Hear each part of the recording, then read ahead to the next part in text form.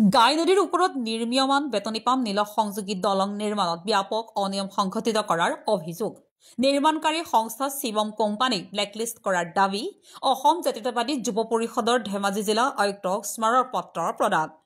নীল আৰু বেতনী পাম অঞ্চলৰ ৰাইজৰ দীৰ্ঘদিনীয়া দাবীৰ অন্তত চৰকাৰে দুয়োটা পঞ্চায়ত সংযোগ কৰি গাই নদীৰ ওপৰত এখন পকী দলং নিৰ্মাণৰ বাবে ধন আবণ্টন দিয়ে লোক নিৰ্মাণ বিভাগক নিৰ্মাণৰ দায়িত্ব প্ৰদান কৰা দলংখনৰ নিৰ্মাণৰ দায়িত্ব লাভ কৰে শিৱম নামৰ নিৰ্মাণকাৰী সংস্থাটোৱে কিন্তু সংস্থাটোৱে দলংখন নিৰ্মাণৰ কাম অতি লেহেমীয়া কৰাৰ লগতে অতি নিম্ন মানদণ্ডৰে নিৰ্মাণৰ কাম কৰাৰ অভিযোগ উত্থাপন হৈছে দলংখন নিৰ্মাণৰ ক্ষেত্ৰত অতি নিম্নমানৰ সামগ্ৰী ব্যৱহাৰ কৰাৰ ফলত নিৰ্মাণৰত অৱস্থাতে খহি পৰিল দুটাকৈ গাৰ্ডাৰ এক বৃহৎ অঞ্চলৰ ৰাইজৰ যাতায়াতৰ সম্বলস্বৰূপ দলংখন নিৰ্মাণত হোৱা ব্যাপক অনিয়মৰ বিৰুদ্ধে থিয় দিছে অসম জাতীয়তাবাদী যুৱ পৰিষদ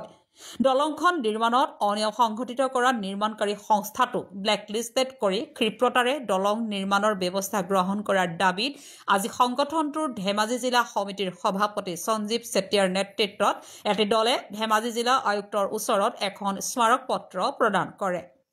আগন্তুক দিনত দলংখন ক্ষিপ্ৰতাৰে নিৰ্মাণৰ ব্যৱস্থা গ্ৰহণ নকৰিলে ৰাইজৰ সহযোগত আন্দোলন গঢ়ি তোলাৰ ভাবুকি প্ৰদান কৰিছে সংগঠনটোৰ কেন্দ্ৰীয় সভাপতি উজ্জ্বল চটিয়াই অসম জাতীয়তাবাদী যুৱ পৰিষদ ধেমাজি জিলা সমিতি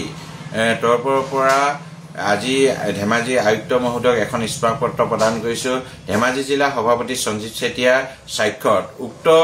স্মাৰক পত্ৰত আমি স্পষ্টভাৱে উল্লেখ কৰিছো যে বেতনী পাম যি পঞ্চায়ত আছে তাৰ অন্তৰ্গত নতুন বালিজান আৰু নীল পঞ্চায়তৰ বৰপাম মাজত যি সংযোগী দলং নিৰ্মাণ কৰিছে গাই নদীৰ ওপৰত এই দলঙৰ কাৰণে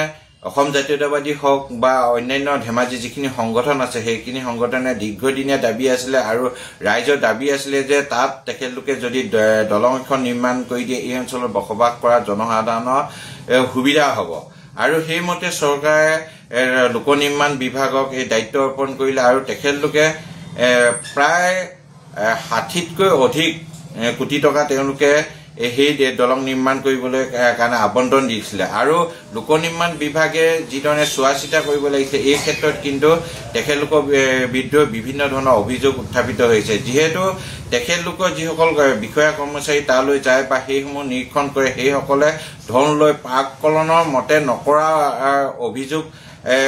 পিছতো তেওঁলোকে কোনো ধৰণৰ ব্যৱস্থা গ্ৰহণ কৰা নাই সেই কথাবিলাক কিন্তু সময়ে সময়ে জনসাধাৰণে অভিযোগ উত্থাপিত কৰিছিলে যে শিৱম কোম্পানীয়ে দলংখন নিৰ্মাণ কৰা লেহেমীয়া গতি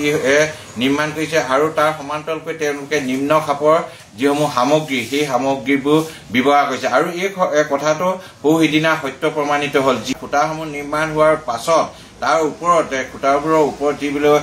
গাডাৰ নিৰ্মাণ কৰে সেই গাডাৰসমূহ কি হৈছে নিম্ন খাপৰ নিৰ্মাণ কৰাৰ কাৰণে তেখেতে নিৰ্মাণ কৰি তাত থোৱা ৩-৪ দিনৰ পাছত সেই ৪টাকে গাডাৰ তেওঁলোকে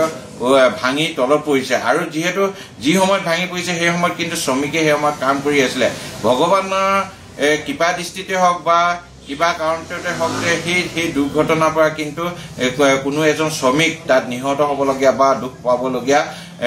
দুৰ্ঘটনাত নহল দলংখন সম্পূৰ্ণ হ'ল তাৰ পাছত যদি এনেধৰণৰ ঘটনা সংঘটিত হ'লে তেনে নিৰীহ জীৱনক লৈ তেখেতলোকে হেতালি খেলা বা নিৰীহ জীৱন নাইকিয়া হৈ গ'লহেঁতেন নাই তেনে তেওঁলোকৰ দায়িত্ব কোনে ল'লেহেঁতেন সেই অসম জাতীয়তাবাদী যুৱ পৰিষদে